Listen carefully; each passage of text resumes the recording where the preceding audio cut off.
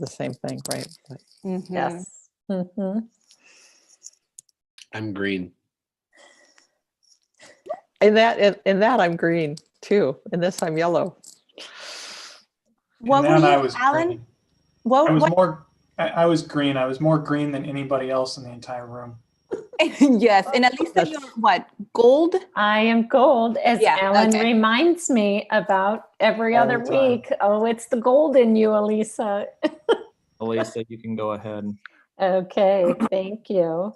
Good afternoon and welcome to the November 10th meeting of the special board meeting of the Ames Community School District Board of Directors. I will call the meeting to order and entertain a motion to approve the agenda.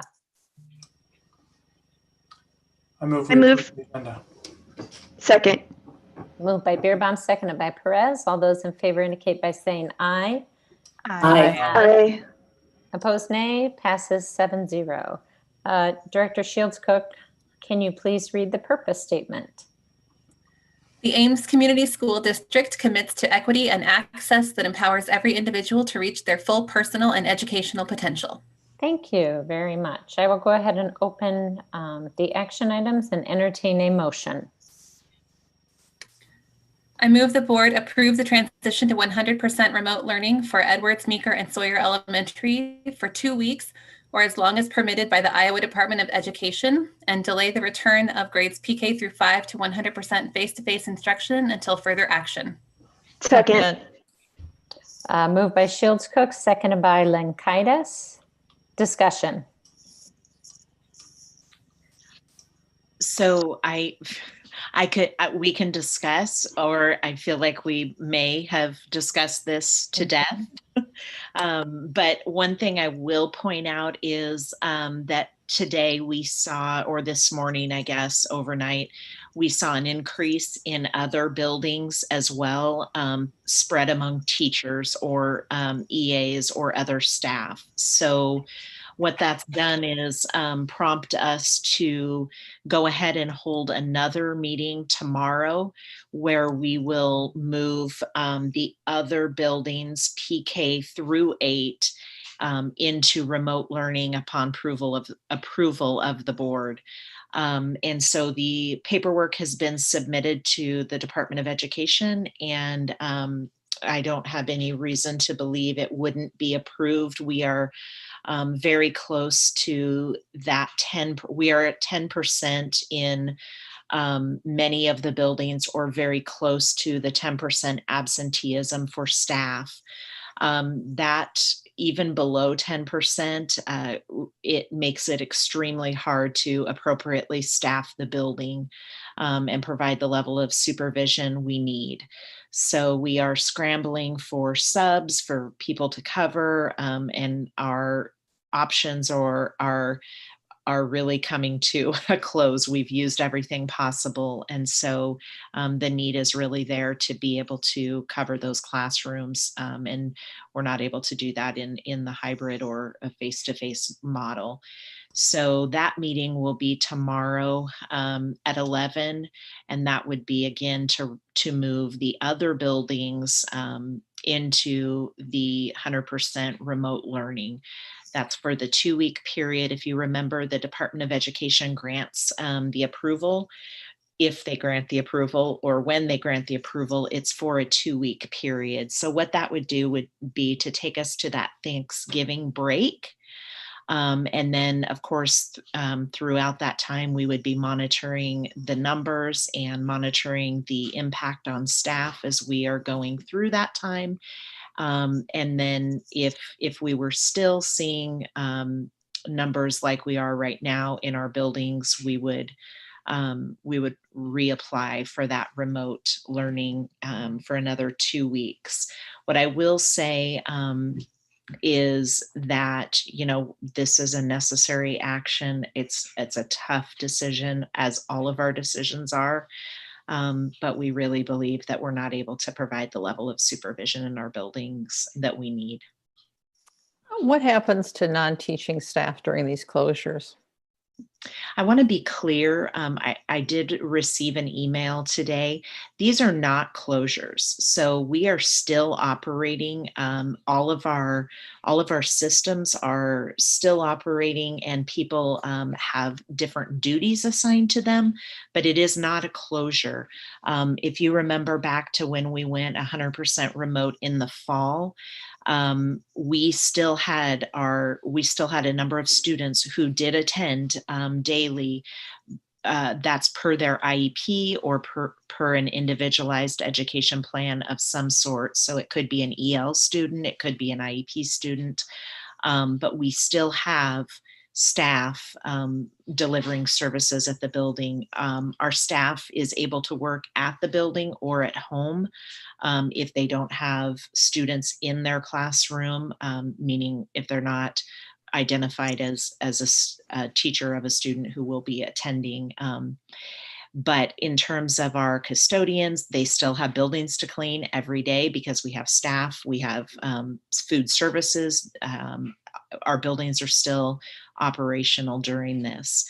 Secretarial staff, they're still in the buildings unless they, unless they have an accommodation of some sort with their building principal and the HR office. EAs still have assigned duties. Some of them will be providing support to online learners through the remote campus or the remote learning model. Others could possibly be reassigned to some different duties. So our staff is still working and we are still operational. It is just a switch to a new learning model.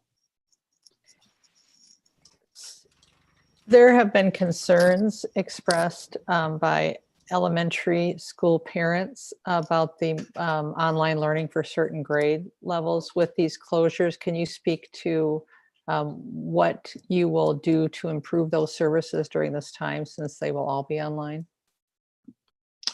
I am not sure I'm aware of those. Did those concerns come to me?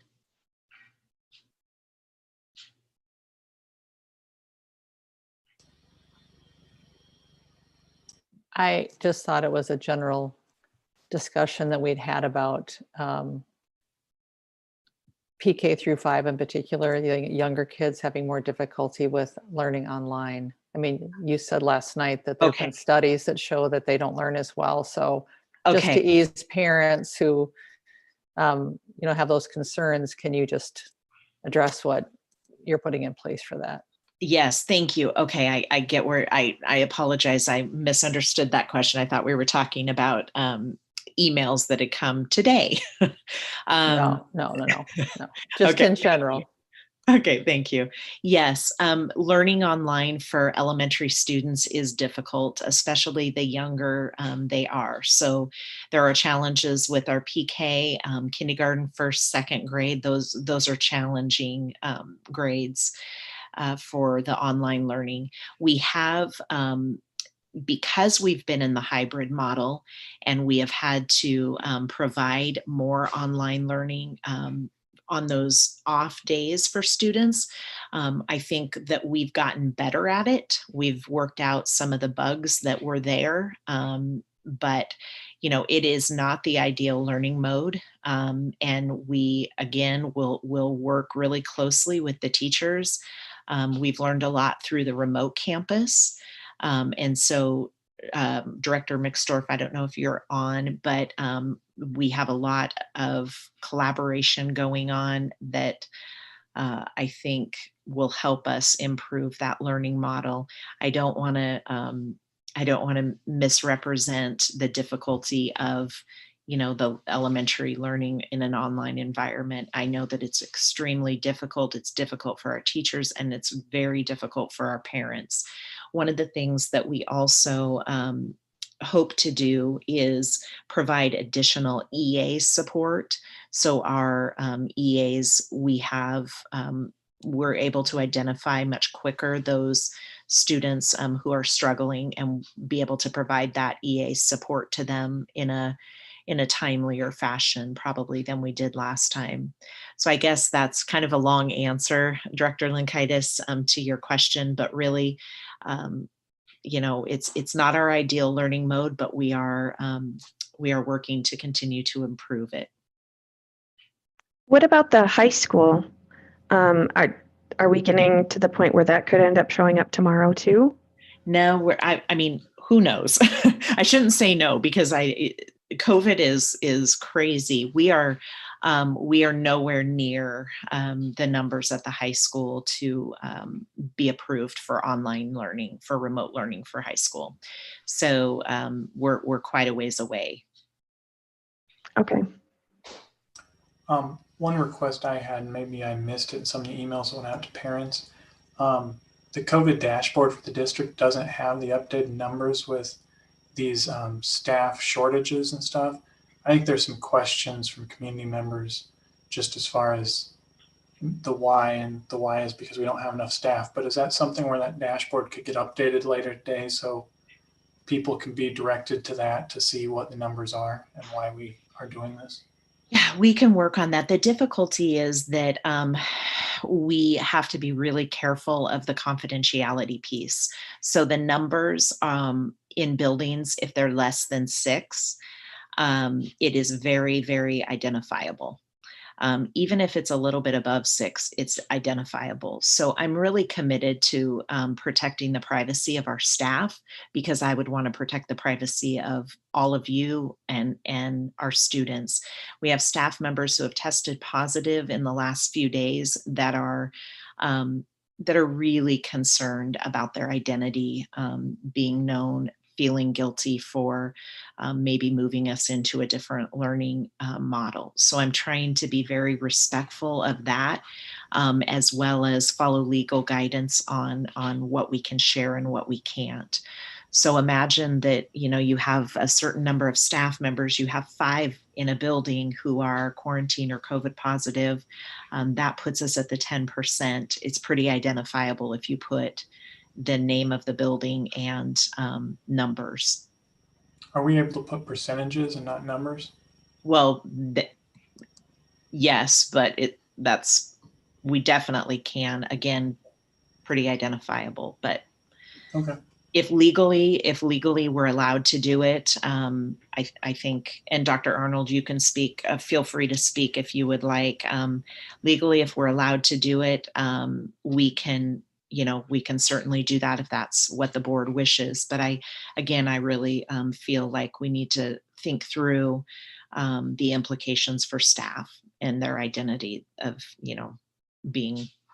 being compromised in that. We can post the absence percentages and we'll do that today, but we'll, I just want to be very mindful and cautious.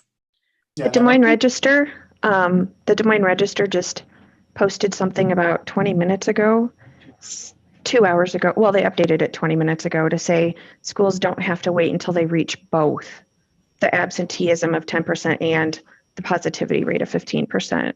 I can forward that article to you just in case that might influence your thoughts. Yeah, we're aware. Okay. And yeah, my comment only had to do with reading as a parent the email that went out.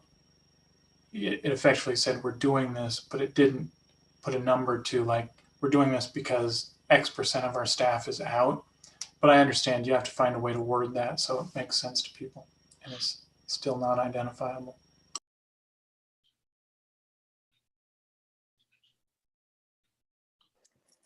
Okay, so we have a motion on the table. I'm watching mute buttons. I don't see anyone else unmuting. So it's been moved by Shields Cook, seconded by Linkaitis. All those in favor indicate by saying aye.